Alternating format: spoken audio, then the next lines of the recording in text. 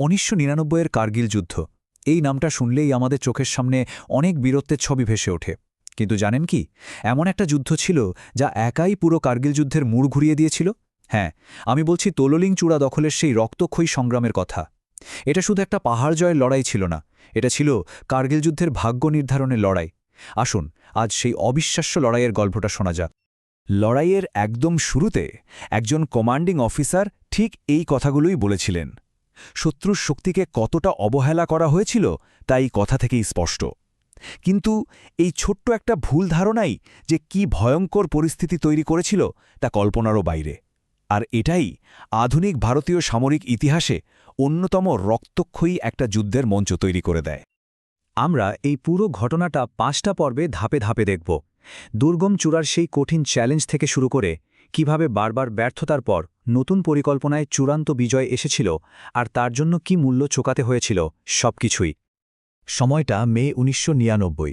পাকিস্তানি সেনারা কার্গিলের বরফ ঢাকা উঁচু পাহাড়গুলো দখল করে নিয়েছে।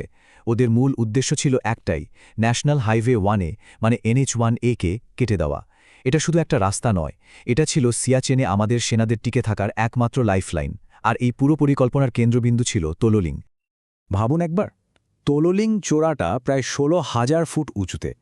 এই উচ্চতায় অক্সিজেনের পরিমাণ এতটাই কম থাকে যে সাধারণ শ্বাস-প্রশ্বাস নেওয়ায় একটা বিরাট চ্যালেঞ্জ।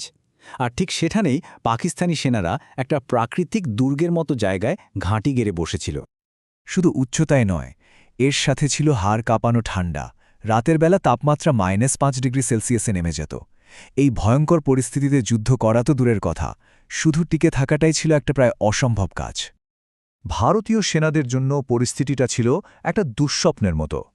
খাড়া পাহাড় বেয়ে ওপরে উঠতে হবে, অথচ গা ঢাকা দেওয়ার মতো একটা পাথরও নেই। আর ওপরে সুবিধাজনক জায়গায় বসে শত্রুরা অনবরত গুলি চালাচ্ছে। এটাকে একটা আত্মঘাতী মিশন ছাড়া আর কী বা বলা যায়। তো এরকম একটা পরিস্থিতিতেই আমাদের ১৮ গ্রেনেডিয়ার্স রেজিমেন্ট প্রথম আক্রমণের জন্য এগিয়ে যায়। শত্রুর শক্তি যে আসলে কতটা তা তখনও পুরোপুরি বোঝা যায়নি, কিন্তু তার সত্ত্বেও আমাদের জওয়ানরা অসীম সাহসের সাথে লড়াইয়ে ঝাঁপিয়ে পড়েছিলেন। প্রথম দিকের আক্রমণগুলো একটার পর একটা ব্যর্থ হচ্ছিল, আর তার জন্য চরম মূল্য দিতে হচ্ছিল। মেজর অধিকারী, লেফটেন্যান্ট কর্নেল বিশ্বনাথনের মতো অফিসারদের আমরা হারাচ্ছিলাম। একবার ভাবুন তো, আমাদের দুটো প্লাটুন ১৬টা দিন ধরে একটা সরু শৈলশিরায় আটকে ছিল, যেখানে মাথার ওপর দিয়ে দিন-রাত শুধু শত্রুর গুলি চলছে। শুধু শারীরিক আক্রমণই নয়, মানসিক চাপও ছিল চরমে। ওপর থেকে পাকিস্তানি সেনারা এই ধরনের নিষ্ঠুর কথা বলে উপহাস করত, যা ছিল শহীদদের প্রতি এক চরম অসম্মান। এই লড়াইটা যে ঠিক কতটা নৃশংস ছিল তা একটা তথ্য শুনলেই পরিষ্কার হয়ে যাবে। পুরো কার্গিল যুদ্ধে আমাদের যতজন সেনা শহীদ হয়েছিলেন তার প্রায় অর্ধেকই হয়েছিলেন শুধু এই একটা তোলোলিং চূড়া দখল করার লড়াইয়ে। বিজয়ের জন্য এক অবিশ্বাস্য মূল্য দিতে হচ্ছিল। এই অত্যন্ত ক্ষয়ক্ষতির পরে সেনাবাহিনীর হাইকমান্ড বুঝতে পারে এভাবে চলবে না, রণকৌশলে বড়সড় বদল আনতেই হবে। পুরনো পদ্ধতিতে সাফল্য আসা অসম্ভব। আর তখনই আসে একটা মাস্টার প্ল্যান। তো কি বদলানো হলো? দেখুন, পুরনো আর নতুন পরিকল্পনার মধ্যে পার্থক্যটা ছিল দিন-রাতের মতো। আগে যেখানে শুধু সামনে থেকে আক্রমণ করা হচ্ছিল, এবার সেখানে বিভিন্ন দিক থেকে আক্রমণের সিদ্ধান্ত নেওয়া হলো। আর সবচেয়ে বড় গেম চেঞ্জার ছিল আর্টিলারি। সাধারণ কামানের বদলে এবার ময়দানে নামানো হলো বিধ্বংসী বোফার্স কামান। নতুন প্ল্যানটা ছিল খুবই পরিষ্কার। ১. বিধ্বংসী বোফোর্ডস কামানগুলো শত্রুর বাংকার গুড়িয়ে দেবে। ২. চূড়ান্ত আক্রমণের দায়িত্ব দেওয়া হল 2 রাজপুতানা রাইফেলসের ফ্রেশ সেনাদের হাতে। আর ৩. অভিজ্ঞ 18 গ্রেনেডিয়ার্স তাদের মূল্যবান কাভারিং ফায়ার দিয়ে সাহায্য করবে।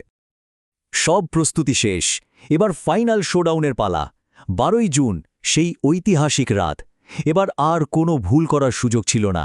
এটা ছিল একটা সমন্বিত, অপ্রতিরোধ্য আক্রমণের রাত। এই লড়াইটা শুধু অস্ত্র বা কৌশলের ছিল না, ছিল অদম্য জেদের। যেমন চূড়ান্ত আক্রমণের ঠিক আগে 2 রাজপুতানা রাইফেলসের সুবেদার ভাঁওয়ারলাল তার কমান্ডিং অফিসারকে এই কথাটা বলেছিলেন। এই একটা কথাই বুঝিয়ে দেয় তাদের মনোবল কোন পর্যায়ে ছিল। সেই রাতে যা হয়েছিল তাকে বলে আর্টিলারির রেন। ভাবুন, 8টা ভিন্ন ব্যাটারি থেকে মোট 120টা ভারতীয় কামান একসাথে তোলোলিং চূড়ার ওপর গর্জে উঠেছিল। আর গোলা, 10,000-এরও বেশি কামানের গোলা বৃষ্টির মতো আছড়ে পড়ছিল শত্রুর বাংকারগুলোতে। গোলাবর্ষণের তীব্রতা এতটাই ছিল যে একটা শৈলশিরার নামই হয়ে যায় বরবাদ বাংকার, মানে রুয়ান্ড বাংকার। কামানের গোলার আড়ালে মাটিতে আসল লড়াইটা লড়ছিলেন আমাদের জওয়ানরা। মেজর বিবেক গুপ্তা, নায়েক দিগেন্দ্র কুমারের মতো বীরেরা নিজেদের জীবনের পরোয়া না করে এগিয়ে গিয়েছিলেন। তাদের এই অবিশ্বাস্য সাহসিকতাই শেষ পর্যন্ত বিজয় নিশ্চিত করেছিল। আর তারপর ঘণ্টার পর ঘণ্টা ধরে চলা রক্তক্ষয়ী হাতাহাতের লড়াই শেষে ১৩ই জুন ভোর ৪টে এলো সেই মাহেন্দ্রক্ষণ। তোললিংচূড়া অবশেষে ভারতের দখলে আসে। বিজয় তো এলো, কিন্তু তার জন্য যে দাম দিতে হয়েছিল তা ভোলার নয়। এই জয় এসেছিল চরম আত্মত্যাগের বিনিময়ে, যা কার্গিল যুদ্ধের ইতিহাসে চিরকাল লেখা থাকবে। এই বিজয় সম্ভব হয়েছিল যাদের আত্মত্যাগের জন্য। তাদের মধ্যে কয়েকজন হলেন এই মহান বীরেরা। তাদের অবিশ্বাস্য সাহসিকতার জন্য দেশের সর্বোচ্চ সামরিক সম্মানে ভূষিত করা হয়েছিল। তো তুলুলিংয়ের এই জয়টা এত গুরুত্বপূর্ণ কেন ছিল? কারণ এটা শুধু একটা পাহাড় দখল ছিল না।